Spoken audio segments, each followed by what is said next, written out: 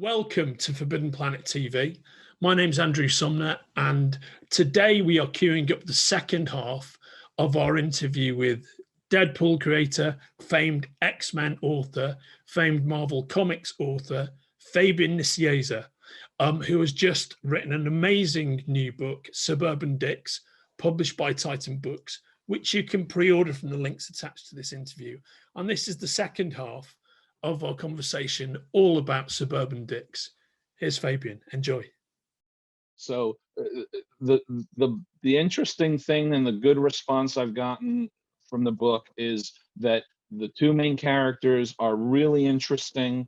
They're really challenging. They're not necessarily great people, but they have greatness in them. And they've already proven they have greatness in them, but then they let it lay fallow, and now they have to prove it again. So the short hook is like a pregnant, should have been FBI profiler with 4 kids already. A disgraced Pulitzer Prize reporter who is not even 30 yet and went from winning a Pulitzer Prize in journalism to working for a weekly newspaper in the suburbs, and a dead gas station attendant. And all of that leads to uncovering secrets in a town that have been buried for 50 years, and all call to the themes of fear of change and fear of diversity.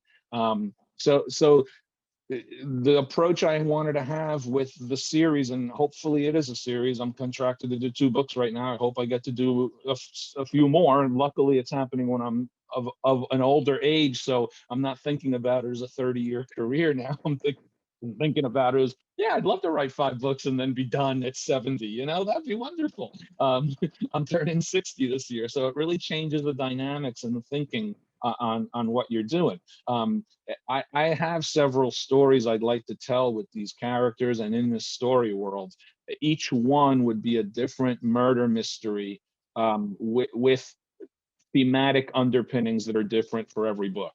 So already the second book, which we haven't settled on a title yet, so it's just called Suburban Dicks 2 right now. The second book is about the challenges of marriage in suburbia. So the themes are very different, and as a result, it's a bit of a different book, but it's still the 2 main characters, Andrea Stern and Kenny Lee, trying to solve a mystery. So it's something that was a long time coming. When I first started writing it at the end of 2017, it was really more that inner bug you get, which is, I got to try to do this. I have to. I'd had a couple good years in a row freelance writing, juggling a variety of different projects and different, in completely different worlds, because I've barely been a comic book writer for the last 20 years. And so I'd had a good year, and I basically said to my wife, I really, really want to try to do this. I don't know if it's going to happen. I don't know if I'm going to be able to do it. I won't make it my main focus. I'll still earn an income, because at that time we still had, our youngest was still in college. And I have no idea what the university situation is over in the UK, but here in the United States, if you have kids in college and they don't have student, scholarships or loans, you're paying through the teeth to send them to school, so it is very similar. It's very similar. Okay, so that was really my focus. I had 2 kids who went consecutively to school for like 9 years, 10 years. Yeah. So you do have to juggle that. You do have to juggle the creative, I want to do this, with the reality of I still got to pay bills, So I started doing it, and I gave her all the confidence in the world to support me. I said, if I'm lucky, I'll sell it to a small mystery paperback book publisher for $5,000. And she looked at me and she was like, what? Because writing a book, I learned, is a lot of work. Yeah. I'm used to comic books. I don't know. So I just started writing it. I got feedback from people I respect and trust. A comic book name that people may know who really supported me was Alex Segura, who's the president of Archie Comics. I really looked at with incredible admiration at what he had done. He had been selling a noir mystery detective series called the Pete Fernandez Mysteries.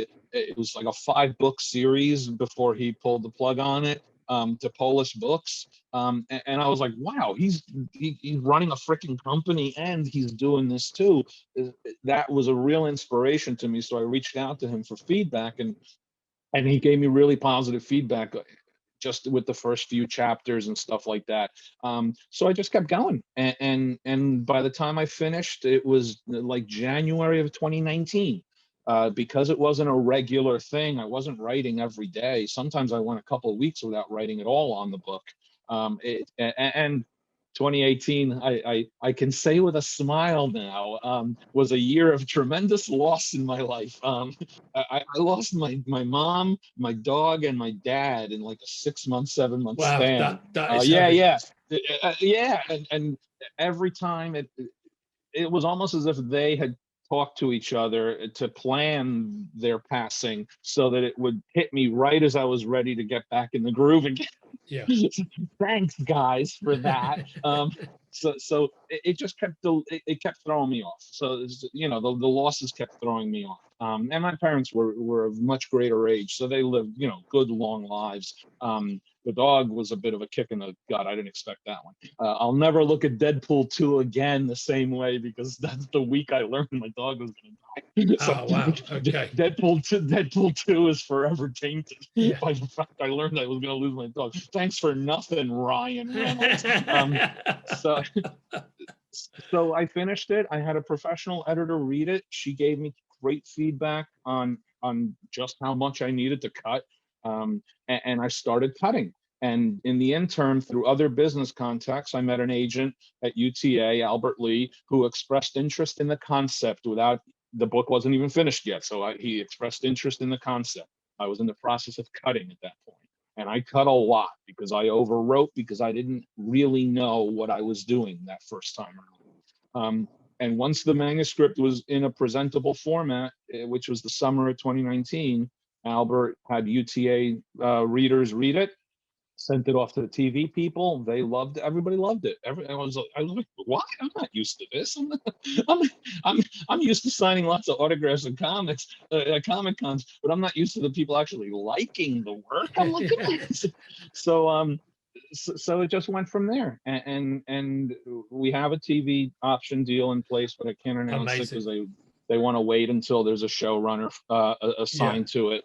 So they're interviewing showrunners now, but all of that was happening at the same time, pretty much, as the initial auction for the book was happening. Since the manuscript went you know, the manuscript went New York for the publishers, went LA for the TV. So we had 3-4 different production companies wanting to option the book as for TV as well at the same exact time. So that was a year ago. So it was pretty cool. Since then, it hasn't been as much fun, because then it becomes contract negotiation time. Of course. That's never as much fun as the actual, you know, adrenaline of having it happen.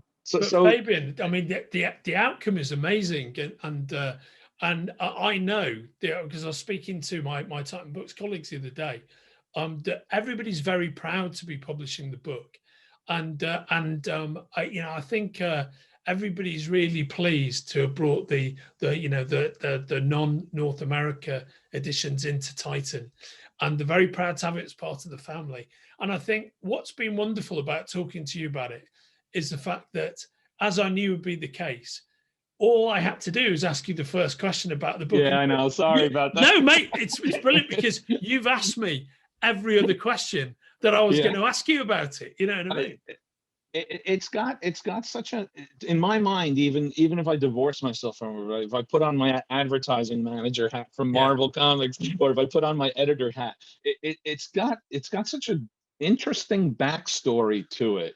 It comes from decades of creative thinking and creative insecurity, you know, creative experience and creative uncertainty. You know, it's such an interesting, even as I've been talking about it for a year now, even as I went through it, it's such an interesting kind of smashing of our realities as writers, our realities as editors, and it's just it's been a pleasure to have an idea know that I wasn't ready to make that idea real, and then find it in me and get the reaction it's gotten, that the idea was good from the beginning. The book idea was, it was good. It's not that, it's not that the story was wrong, it's that the writer who had to tell the story was wrong and needed to get to the point where I could do it, right? So I love that the validation, it doesn't come instantaneously. I love that the validation is the result of things I've thought about myself for decades. I wanted to do different kinds of things. I have done all different kinds of things, but I'm mostly understandably known for just some things, and even more frustrating often is I'm understandably and justifiably known for 5 years of something, Yes. Yeah. 1990 to 1995. And to get to do this, and to also be able to say, yeah, but it's also born in the 90s too. So Yeah. while you may love or hate an X book I did in 1994, guess what? This thing was percolating in my brain at the same time too, right? So it's personally super validating, as a writer. The reviews we've already started to get, I'm not used to getting, yeehaw reviews. I'm used to great fan response, but Yes. I'm not used to great critical response. I've Yeah. never been nominated for an Eisner Award, and I would seriously question them if they ever did nominate me for an Eisner Award. But we already got a starred review from Kirkus. We already got a starred review from Publishers Weekly. Those reviews just came out in the last couple of weeks. I'm like, I feel like Sally Field at the Academy Awards. Wow, they like it. Okay. And So I'm also, really, mate, it's so much more resonant because unlike your Marvel work, which is essentially for hire, this is your thing. You own it. yeah, It's yeah, you. yeah. Yeah, I like that. It's a different dynamic. I mean, I've worked under a creator shared operations before, but both for comic stuff with the digital comic outrage I do for Webtoon, and other non-comic stuff that has been creator shared situations. It's a very different world when you write a book. Your authors are treated very differently in book publishing than writers are in other kinds of work, whether it be animation, which I've done, video game stuff, which I've done, comic books, which I've done. You're like, oh, really? Wow. It's like sometimes I ask permission, and the response I get back is like, what? What are you asking permission for? I'm like, oh, I don't know. I don't want to screw up. um, and I try to, because I've been a business, I put on business hats and I put on creative hats, and I've alternated them constantly over the last 35 years, in a creative field. I really try to respect and understand the business side of it, the office side of it, because I've done it. So I try not to be too gratuitous about flexing my muscles. If the book lands on the New York Times bestseller list, of course that's all going to change. I'm just going to be an absolute tyrant and a maniac. But for now, I still want to be a nice guy. So Yeah. it is a different dynamic. Book authors are treated oddly in a reverential way that I don't quite understand, but I'm not gonna knock it either. Well, mate, I mean, I think you are A, succeeding at being a nice guy, and B, you should absolutely take the reverence. And I'm going to take that proclamation as the cue to go. This has been Forbidden Planet TV, and you have been watching Fabian Nicieza talking about Suburban Dicks, a book we're very privileged to be publishing at Titan Books, and that you can order from the links attached to Forbidden Planet TV right here. Order now. Fabian, thanks so much for joining me. It's been a total pleasure talking to you, mate. My pleasure, Andrew. Thank you very much. Appreciate it a lot. You take care. All the very best. If you're enjoying watching Forbidden Planet TV and you're enjoying watching us talk to the world's most interesting and accomplished filmmakers, authors, artists, musicians, creators, subscribe right here. See you soon.